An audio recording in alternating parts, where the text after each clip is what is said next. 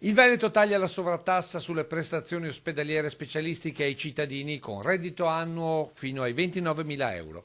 Il super ticket, deciso dal Ministero da 8 anni con un governo di centrodestra, era stato ridotto dal Veneto dai 10,5 euro a prestazione, che andavano comunque a sommarsi ai 36,15 di base, ma dal gennaio 2020 sarà completamente abolito per le fasce di reddito meno abbienti. Questo a dimostrazione che se le cose non sono giuste, il Veneto, nella difesa del Veneto, dei Veneti e dei diritti dei Veneti, va contro un governo di centrodestra come un governo di centrosinistra. Mi sembra che sia palese e chiaro questo. Un provvedimento finora adottato solo dalla regione Emilia-Romagna, che aveva controbilanciato il mancato introito allo Stato con risparmi dalle pieghe del bilancio. Oggi cosa succede? Oggi all'interno del Fondo Sanitario Nazionale e all'interno appunto, e quindi il governo di oggi quindi ha fatto qualcosa insomma in soccorso anche di quello che era successo, quindi questo governo, il governo appunto Lega 5 Stelle, insomma all'interno appunto delle risorse del fondo sanitario ha stanziato 60 milioni,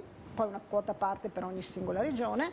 Di questi 60 milioni al Veneto ne arrivano circa 6 milioni e 8 e noi con questo stanziamento siamo riusciti ad abolire quindi oggi le persone più vulnerabili, le categorie più vulnerabili, più fragili, quelli sotto a quindi i 29.000 euro di reddito, non pagheranno dal 2020 il ticket sulla specialistica. Un beneficio che Palazzo Balbi ha calcolato per 1.300.000 veneti che nel 2018 hanno prodotto ricette per un totale di quasi 1,5 milioni di euro.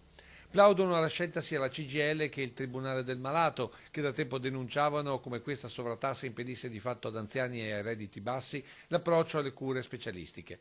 Ma l'obiettivo del Veneto è ancora più ambizioso. Rimangono gli altri con i 10 euro appunto per la specialistica. Quelli però sopra i 29.000. Quelli sopra, quindi le persone insomma, diciamo che stanno meglio da un punto di vista della posizione economica, non le categorie cosiddette fragili e vulnerabili, però l'impegno nostro è quello di arrivare anche a un'abolizione a quel ticket e lo potremmo fare questo e lo vogliamo fare con l'autonomia e quindi col percorso di autonomia iniziato e che ci auguriamo insomma vada a buon fine, perché all'interno del pacchetto anche proprio del settore sanità abbiamo previsto anche questo.